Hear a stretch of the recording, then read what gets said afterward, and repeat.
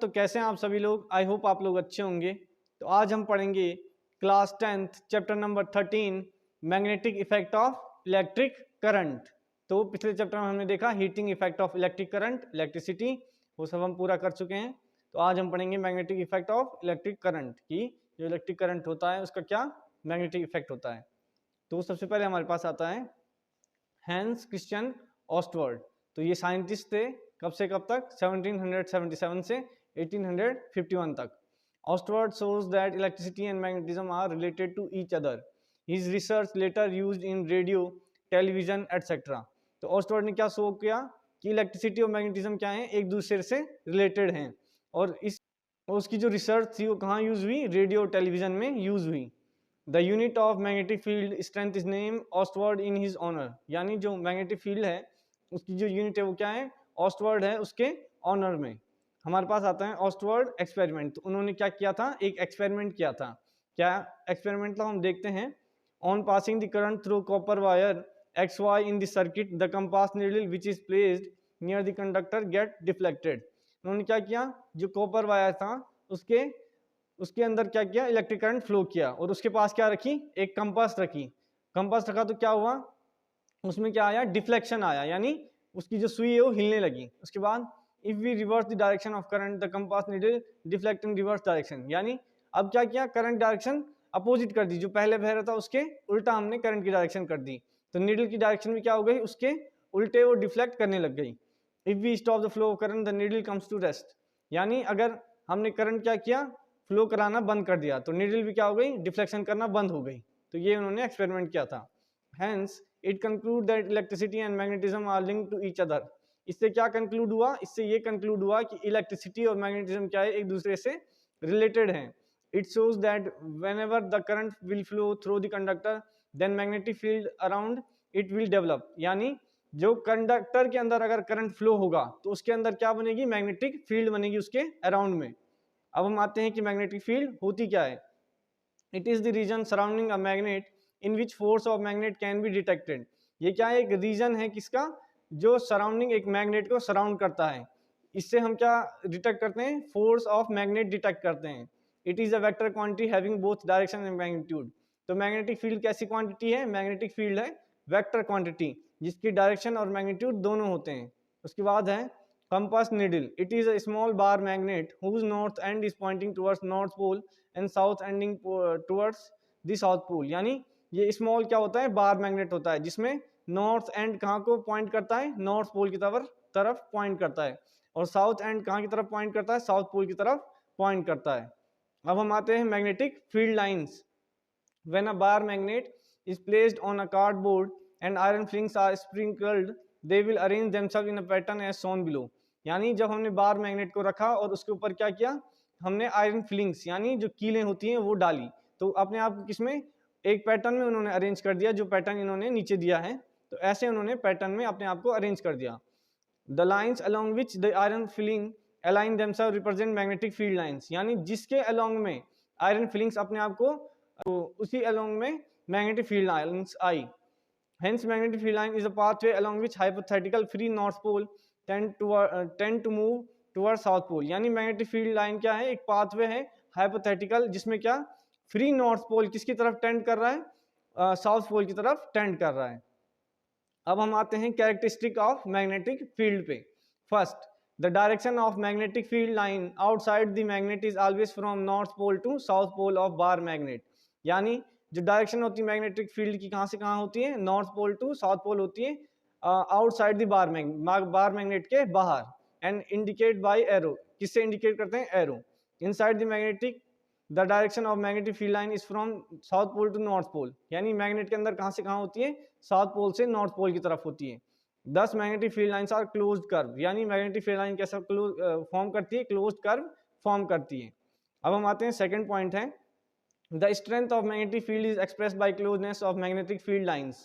Closer the lines more will be strength and farther the lines less will be the magnetic field strength. यानी magnetic field strength अगर किससे दिखाते हैं? हम strength दिखाते हैं हम कि कितने क्लोज हैं मैग्नेटिक फील्ड लाइन। यानी अगर बहुत ज्यादा क्लोज आई तो स्ट्रेंथ क्या होगी?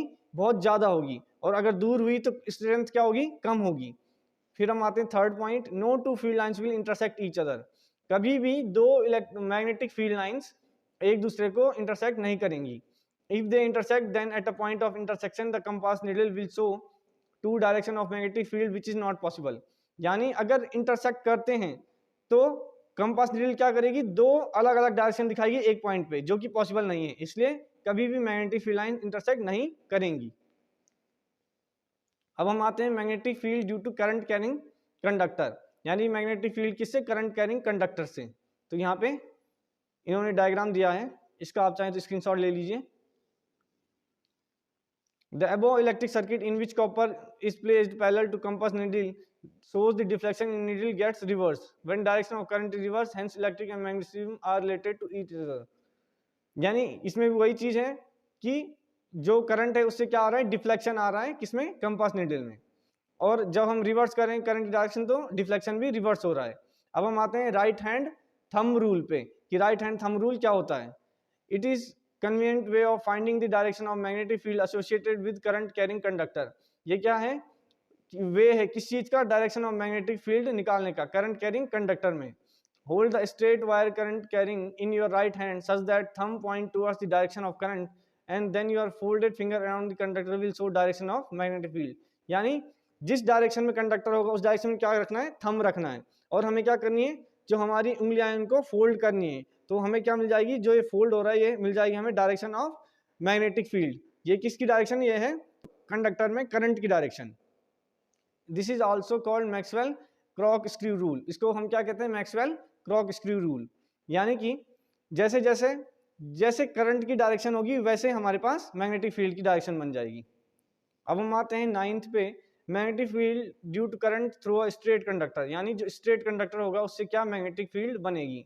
डायरेक्शन ऑफ करंट कैसे है, अपवर्ड है, तो डायरेक्शन ऑफ मैग्नेटिक फील्ड हमारे पास यहाँ पे आ चुकी है, कैसी है, एंटी क्लॉकवाइज है। जब करंट की डायरेक्शन ऊपर थी तो मैग्नेटिक फील्ड लाइन अंदर की तरफ बन रही है, अंदर की तरफ बनने का मतलब ऐसा बन रही है, ऐसा बनने का मतलब एंटी क्लॉकवाइज बन रही है, और अगर नीचे होगी तो क्लॉकवाइज बनेगा।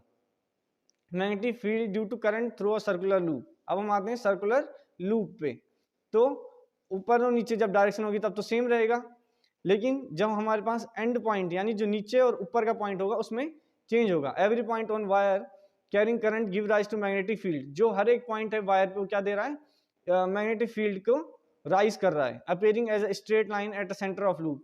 कैसे अपीयर हो रही है magnetic field lines, centre of loop में स्ट्रेट लाइन अपीयर हो रही है। By applying right hand thumb rule, we can find direction of magnetic field at every section of wire। यानी thumb rule लगा के हम हर एक section of wire पे मैग्नेटिक फील्ड लाइन की डायरेक्शन निकाल सकते हैं। अब हमारे पास आता है अगला सोलेनॉइड, कि सोलेनॉइड क्या होता है। A coil of many circular turns of insulated copper wire wrapped closely in shape of cylinder is called solenoid। यानी सोलेनॉइड क्या होता है, हमारे पास इंसुलेटेड कॉपर वायर लेंगे, उसको हम रैप करेंगे किसी कंडक्टर के अराउंड, तो हमारे पास क्या बन जाएगा, सोलेनॉइड बन जाएगा। Magnetic field due to current in solenoid, यानी जो मैग्नेटिक फील्ड सोलेनॉइड में कैसे बनेगी वो हम देखते हैं। Using right hand thumb rule we can draw pattern of magnetic field lines around current carrying solenoid. यानी राइट हैंड थंब रूल से हम डायरेक्शन ऑफ मैग्नेटिक फील्ड निकाल सकते हैं। One end of solenoid behave as a magnetic north pole while other behave as a south pole. यानी एक क्या करेगा, ऐसे नॉर्थ पोल बिहेव करेगा, एक करेगा ऐसा south pole. The field lines inside the solenoid are in form of parallel straight lines that implies that magnetic field inside solenoid is same at all point. यानी सोलेनॉइड में क्या होता है, हर एक पॉइंट पे मैग्नेटिक फील्ड लाइंस यूनिफॉर्म होती है, अंदर फील्ड इज यूनिफॉर्म। ये क्वेश्चन अक्सर पूछा जाता है कि सोलेनॉइड के अंदर मैग्नेटिक फील्ड लाइन कैसी होती है, तो सोलेनॉइड के अंदर मैग्नेटिक फील्ड लाइंस यूनिफॉर्म होती हैं। अब हम आते हैं इलेक्ट्रोमैग्नेट पे। इलेक्ट्रोमैग्नेट क्या होता है, strong magnetic field inside solenoid can be used to magnetize a magnetic material, for example soft iron, when it is placed inside the coil the magnet so formed is called electromagnet। यानी जब हम iron को copper के अंदर रखेंगे उसमें current pass करेंगे तो क्या हो जाएगा, मैग्नेटाइज हो जाएगा। मैग्नेटाइज यानी उसमें मैग्नेट वाली प्रॉपर्टीज आएंगी, और जो मैग्नेट हमें मिलेगा उसी को हम क्या कह रहे हैं, इलेक्ट्रोमैग्नेट कह रहे हैं। अब हम आते हैं force on a current carrying conductor in a magnetic field. यानी करंट कैरिंग कंडक्टर पे क्या फोर्स लगेगा मैग्नेटिक फील्ड में। Andre Marie Ampere suggested that the magnet also exert an equal and opposite force on current carrying conductor. यानी magnet क्या लगाता है, current carrying conductor पे फोर्स लगाता है। तो यहाँ पे इसका डायग्राम भी दिया है। we will observe that one rod will displace, the rod will experience a force when it is placed in magnetic field in a perpendicular direction to its length. यानी इस पे कैसा फोर्स लगेगा, परपेंडिकुलर, इसकी जो लेंथ है उसके perpendicular direction में फोर्स लगेगा। तो यहाँ पे कैरेक्टरिस्टिक फोर्स दिए हैं। पहला, the direction of exert force will be reverse if the direction of current through the conductor reverse, यानी फोर्स की डायरेक्शन क्या हो जाएगी, उल्टी हो जाएगी जब हम करंट की डायरेक्शन भी उल्टी कर देंगे। अगला है, if we change the direction of field by interchanging two poles of magnet, again the direction of exert force will change। अगर हमने फिर से पोल्स ऑफ मैग्नेट अगर उल्टे कर दिए, जैसे नॉर्थ साउथ था पहले, अब जहाँ पे नॉर्थ है वहाँ पे साउथ कर दिया, और जहाँ पे साउथ था वहाँ पे नॉर्थ कर दिया, तो फोर्स की डायरेक्शन भी क्या हो जाएगी, चेंज हो जाएगी। Therefore direction of exerted force depend upon, इसलिए जो फोर्स होगा उसकी किस किस चीज पे डायरेक्शन डिपेंड करेगी, पहला डायरेक्शन ऑफ करंट पे डिपेंड करेगी, दूसरा direction of magnetic field lines जो मैग्नेट से आ रही होगी। अब हमारे पास आता है left hand Fleming left hand rule. तो लेफ्ट हैंड रूल में क्या था कि हमारे पास जो थंब है वो किस चीज को दिखाएगा, फोर्स को दिखाएगा। उसके बाद जो फोर फिंगर है वो फील्ड को दिखाएगी, जो मिडिल फिंगर है वो करंट को दिखाएगी। यानी ये फ्लेमिंग्स लेफ्ट हैंड रूल है हमारे पास। ये क्या दिखा रहा है, फोर्स को दिखा रहा है। ये किसको दिखा रहा है, ये फील्ड को दिखा रहा है, और ये करंट को दिखा रहा है। यानी जब हमारे पास फील्ड आगे के लिए होगी, करंट इस डायरेक्शन में होगा, तो फोर्स किस डायरेक्शन में लगेगा, अपवर्ड डायरेक्शन में लगेगा। अभी हम उल्टा कर देते हैं, तो जब फील्ड स्ट्रेट होगी, करंट इस डायरेक्शन में होगा, तो फोर्स कैसे लगेगा, नीचे के लिए लगेगा। यही था Fleming's left hand rule. According to this rule, stretch the thumb, four finger and middle finger of your left hand such that they are mutually perpendicular to each other। ये कैसे होनी चाहिए, mutually perpendicular. If four finger represent direction of magnetic field and middle finger represent direction of current, then thumb will point in the direction of motion or force acting on the conductor। यानी ये force को दिखाएगा हमारा thumb.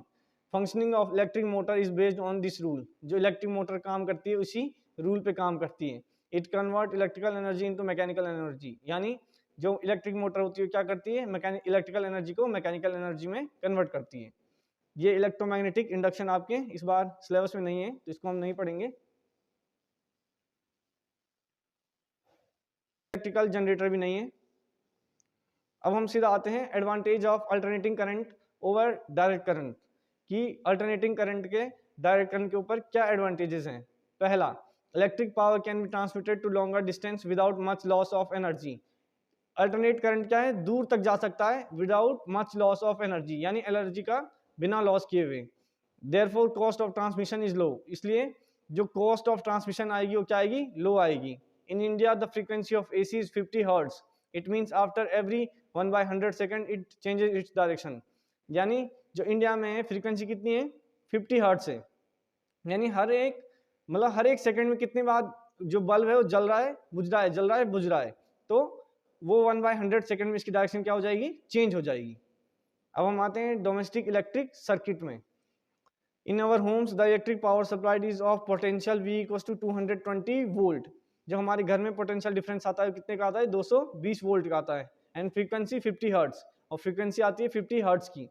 It consist of 3 wires, इसमें क्या होते हैं, 3 wire होते हैं। पहला, wire with red insulation cover, wire किसके साथ, रेड इंसुलेशन के साथ, तो इसको क्या बोलते हैं, लीव वायर और positive wire. Live wire is at higher potential of 220 volt. जो लीव वायर होता है उसमें कितना पोटेंशियल होता है, 220 वोल्ट। दूसरा, वायर विद ब्लैक इंसुलेशन, जो ब्लैक इंसुलेशन का वायर होता है वो क्या होता है, न्यूट्रल वायर होता है या नेगेटिव वायर होता है। Neutral wire is at 0 potential, neutral wire में कितना पोटेंशियल होता है, 0 potential. Third, wire with green insulation, जो ग्रीन इंसुलेशन का वायर होता है उसे क्या बोलते हैं, earth wire. It is connected to copper plate deep in the earth near house. यानी ये किससे कनेक्टेड होता है, जो कॉपर की प्लेट होती है हमारे घरों के नीचे बहुत डीप होती है, उससे कनेक्टेड होता है earth wire. The metabolic body of appliances is connected with earth wire as a safety measure। इसको क्यों लगाया जाता है कि कुछ जो हमारे पास इलेक्ट्रिक हीटर वगैरह उनमें लगाया जाता है, या जो भी हमारे पास अप्लायंसेज होते हैं उनमें लगाया जाता है, ताकि अगर कभी भी उनसे करंट लीकेज हो तो अर्थ में चला जाए। यहाँ पे इसका फंक्शन भी लिखा है, earth wire provide a low resistance to current, hence any leakage of current to metallic body of appliance keep it potential equal to that of earth. That means 0 potential and the user is saved from severe electric shock। इससे क्या होगा कि सारा current अर्थ में चला जाएगा और हमें करंट नहीं लगेगा अगर करंट लीक हो रहा होगा उस अप्लायंसेस से। तो यही इसका फंक्शन था। और यहाँ पे ये वायरिंग भी दी गई है सबसे पहले अर्थ वायर है, अर्थ वायर कनेक्टेड है जितने भी अप्लायंसेज हैं, फिर लिव वायर, न्यूट्रल वायर हैं, वो जा रहे हैं इलेक्ट्रिकल मीटर पे, मीटर से फिर कहाँ जा रहे हैं, मीटर से फिर जा रहे हैं हमारे घर के अंदर, और अलग अलग अप्लायंसेस में वो काम कर रहे हैं। इसके बाद है point to be noted in domestic circuit, यहाँ पे कुछ पॉइंट्स हैं। पहला, each appliances has separate switch off on, यानी जो भी अप्लायंसेस हम यूज करें उसमें सेपरेट स्विच हो ऑन ऑफ करने का। Second, in order to provide equal potential difference to each appliances, they should be connected parallel to each other so that they can be operated at any time। इसका मतलब क्या है कि उन सबको एक ही पोटेंशियल डिफरेंस पे ये करना है, ऑपरेट करना है। उन सबको क्या लगाएंगे, पैरेलल में लगाएंगे, और उनका करंट भी अलग अलग होगा, क्योंकि पैरेलल में करंट क्या होता है, अलग अलग, हमने इलेक्ट्रिसिटी में देखा था। थर्ड है, we have two electric circuit in our home, हमारे पास 2 इलेक्ट्रिक सर्किट होते हैं होम में। One consist of current of 15 ampere for high power appliances, other circuit consist of current of 5 ampere for low power appliances। यानी एक में क्या होता है, 15 एम्पियर का करंट होता है जो हाई पावर अप्लायंसेज यानी जिनको हाई पावर चाहिए होती है, और अगले दूसरे वाले में 5 एम्पियर का जिसमें लो पावर चाहिए होती होगी। तो ये हमारे पास इलेक्ट्रिक सर्किट थे। अब हम आते हैं शॉर्ट सर्किटिंग की। शॉर्ट सर्किटिंग क्या होता है, due to fault in appliances और damage in insulation of 2 wires, the circuit will offer zero negligible resistance to flow of current, due to low resistance large amount of current will flow। यानी कि जब कुछ appliances में fault या damage आ गया तो क्या होगा, उसमें हाई करंट यानी वो रेजिस्टेंस क्या करेगा, लो रेजिस्टेंस उसमें ऑफर करेगा और हाई करंट फ्लो होगा। उससे क्या होगा, उससे कि हमारे पास शॉर्ट सर्किट हो जाएगा। फिर हमारे पास है according to Joule's law of heating. Joule's law of heating क्या कहता है, H is directly proportional to I square, यानी करंट बढ़ेगा तो हीट भी बढ़ेगी। Heat is produced in live wire and produce spark, यानी हीट किस में प्रोड्यूस हो गई, लिव वायर में, उससे क्या प्रोड्यूस हो गया, स्पार्क प्रोड्यूस हो गया। Damaging the device and wiring, उससे क्या होगा, डिवाइस भी डैमेज होगा और वायर भी डैमेज होगा। इसके बाद हम आते हैं ओवरलोडिंग। ओवरलोडिंग क्या होता है, overloading can be caused by connecting too many appliances to a single socket. किससे हो सकता है कि हमने बहुत सारे अप्लायंसेस एक ही सॉकेट में लगा दिए। Second, accidentally lies in supply voltage if total current drawn by appliances at a particular time exceed the bearing capacity of that wire, it will get heat up, this is known as overloading। यानी बहुत ज्यादा voltage क्या हो गया, बढ़ गया, उससे क्या होगा, बहुत ज्यादा करंट ड्रॉ होगा। करंट ड्रॉ होगा तो उसमें जो वायर्स हैं वो हीट हो जाएंगे, और वायर हीट हो जाएंगे, इसी को हम क्या कह रहे हैं, ओवरलोडिंग कह रहे हैं। अब हम आते हैं फ्यूज पे। A safety device can prevent the circuit from overloading and short circuiting। यानी फ्यूज क्या है, एक सेफ्टी डिवाइस है जो किससे प्रिवेंट करता है, ओवरलोडिंग और शॉर्ट सर्किटिंग से हमें प्रिवेंट करता है। हमने कल भी देखा था इलेक्ट्रिसिटी में कि फ्यूज क्या होता है, जब ओवरलोड हो जाता है तो फ्यूज वायर जल जाता है और सर्किट ब्रेक हो जाता है, यानी करंट फिर आगे फ्लो नहीं होगा। यहीं पे हमारा chapter magnetic effect of electric current होता है खत्म। तब तक के लिए पढ़ाई करते रहें। Thank you.